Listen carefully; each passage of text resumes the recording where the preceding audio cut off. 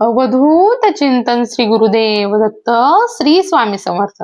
स्वामी भक्तांनो, तुम्हा सर्वांचं आपल्या श्री स्वामी समर्थ युट्यूब चॅनल मध्ये खूप खूप मनापासून स्वागत. आजचा हा व्हिडिओ खूप खास आहे, कारण आज आपण बोलणार आहोत तुमच्या आयुष्यातील सर्वात संवेदनशील विषयावर, पैसा, लक्ष्मी आणि आर्थिक स्थिती. स्वामी भक्तांनो, बऱ्याच वेळा मला अशा कमेंट्स येतात, ताई आर्थिक अडचणी कमी व्हाव्यात, ताई लक्ष्मी प्राप्ती व्हावी, ताई मिळालेली लक्ष्मी टिकून राहावी, यासाठी काहीतरी सेवा सांगा. आणि हे प्रश्न आज प्रत्येक घरात आहेत. काही घरात पैसा येतो पण टिकत नाही, काही घरात खूप मेहनत होते पण उत्पन्न कमी, काही घरात पैसा आहे पण शांती नाही. आणि म्हणूनच आज आपण अशी एक सेवा बघणार आहोत, जी फक्त लक्ष्मी प्राप्तीसाठी नाही तर लक्ष्मी स्थिर राहण्यासाठी सुद्धा आहे.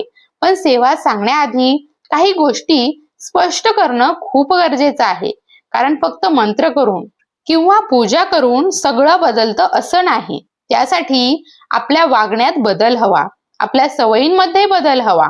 आता सगळ्यात आधी नोकरी करणारे असतील किंवा बिझनेस करणारे असतील, सगळ्यांसाठी हा मुद्दा खूप महत्वाचा आहे. पगार झाल्यावर आपण काय करतो? स्वामी भक्तांनो, प्रामाणिकपणे सांगा, पगार झाल्यावर काय वाटतं? आनंद होतो, समाधान वाटतं. चला, पगार झाला, पण पुढे काय होतं? पगार अकाउंटला येतो आणि आपण लगेच फोन पे, गुगल पे सुरू करतो. दूधवाला, भाजीपाला, किराणा, EMI, बिल आणि घरी पोहोचायच्या आत अर्धा पगार संपलेला असतो. कधी कधी तर पूर्णच संपतो.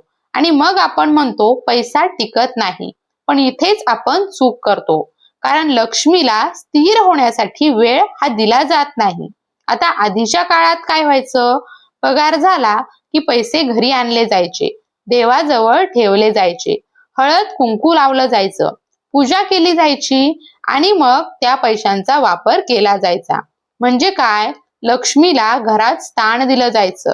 पण आज कॅशलेस व्यवहार असल्यामुळे पैसा घरात येतच नाही आणि म्हणूनच तो टिकत नाही. आता सगळ्यात महत्वाची सेवा नीट ऐका. ज्या दिवशी तुमचा पगार होतो त्या दिवशी एकही ट्रान्झॅक्शन करायचं नाही, कितीही अर्जंट असो. पण नाही, कारण ती लक्ष्मी त्या दिवशी तुमच्याकडे राहिली पाहिजे पूर्ण दिवस. शक्य असेल तर पैसे काढून घरी आणा, देवघरात ठेवा. नाही शक्य झालं तरी अकाउंट मध्ये शांत ठेवा, पण त्या दिवशी खर्च करू नका. हा नियम खूप महत्वाचा आहे. आता काही लोक म्हणतील, ताई नवरा ऐकणार नाही, घरात पद्धत नाही. मी सांगते, प्रयत्न करा, कारण सेवेचा मूळ असाच आहे. पूर्ण रक्कम घरात यायला हवी.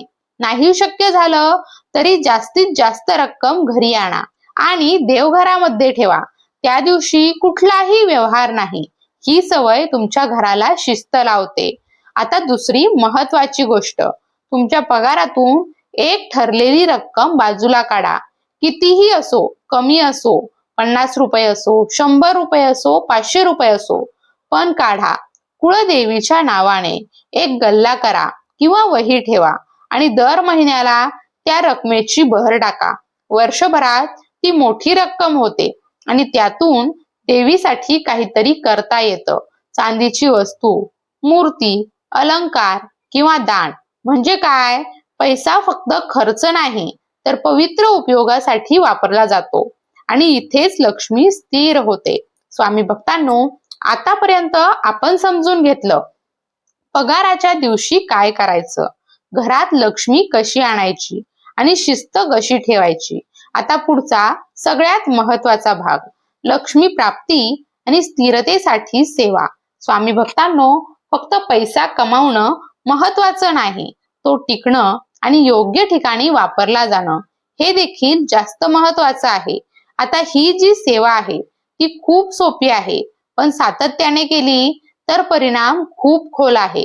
सगळ्यात आधी जे पैसे तुम्ही काढून ठेवले आहेत किंवा घर खर्चातून बाजूला ठेवले आहेत, ते पैसे देवाजवळ ठेवायचे, एखाद्या ताटात किंवा वाटीत, आणि त्यावर हळद कुंकू, अक्षता अर्पण करायच्या.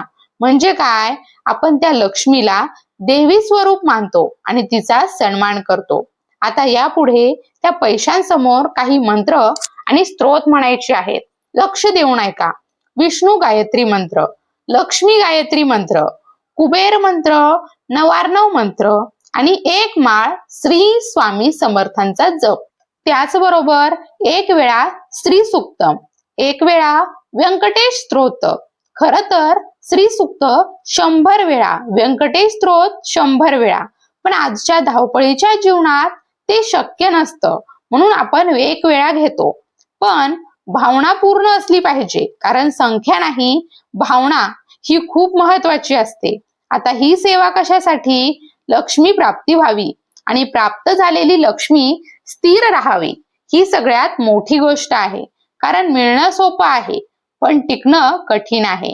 स्वामी भक्तांनो, आता बिझनेस करणाऱ्यांसाठी खूप महत्वाची गोष्ट, जर तुमचा व्यवसाय असेल, मेडिकल, पार्लर, बुटीक, गाडा, काहीही असो, रोजची कमाई होते आणि ती कॅश प्लस ऑनलाईन असते. आता इथे काय करायचं? रोजच्या कमाईतून जेवढी कॅश आहे त्यातून थोडी रक्कम बाजूला काढायची. किती? ती तुमच्यावर आहे. 1000 कमावले तर 100 ठेवा, 2000 कमावले तर 200 ठेवा. म्हणजे काय? सेविंग प्लस सेवा.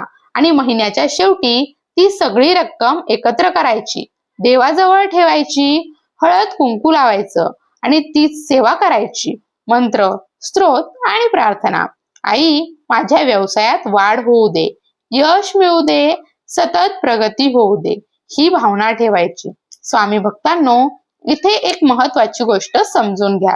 पैसा हा फक्त कमवण्याची गोष्ट नाही, तो ऊर्जा आहे आणि जसं तुम्ही त्याच्याशी वागता तसं तो वागतो. तुम्ही त्याला आदर दिला तर तो टिकतो, तुम्ही त्याला येताच खर्च केलं तर तो जातो. म्हणूनच एक दिवस त्याला थांबू द्या, शांततेत तुमच्याकडे राहू द्या आणि मग बघा फरक.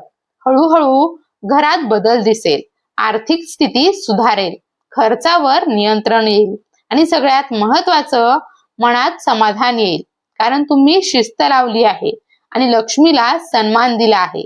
स्वामी भक्तांनो, आता एक गोष्ट लक्षात ठेवा, ही सेवा एक दिवस केली आणि सोडली तर काहीच होणार नाही, पण जर तुम्ही दर महिन्याला सातत्याने केली तर अनुभव हा येणारच. आणि जेव्हा अनुभव येतो तेव्हा विश्वास वाढतो आणि मग घरातील लोक सुद्धा म्हणतात, हो, काहीतरी बदल होत आहे, आणि ते सुद्धा साथ देतात. म्हणून सुरुवात करा लहान पावलांनी, 50 रुपयांनी, 100 रुपयांनी, पण सातत्य ठेवा. श्री स्वामी समर्थ. झालेली सेवा स्वामी महाराजांच्या चरणी अर्पण करते. आजपासून एक निर्णय घ्या, पगाराच्या दिवशी व्यवहार नाही आणि लक्ष्मीचा सन्मान, आणि मग बघा तुमचं आयुष्य कसं बदलतं. जर हा व्हिडिओ तुम्हाला आवडला असेल तर लाईक करा, शेअर करा आणि आपल्या श्री स्वामी समर्थ युट्यूब चॅनलला सबस्क्राईब करा. पुन्हा भेटूया अशाच एका नवीन भक्तिमय विषयासह. तोपर्यंत भिवू नकोस, स्वामी सदैव पाठीशी आहेत.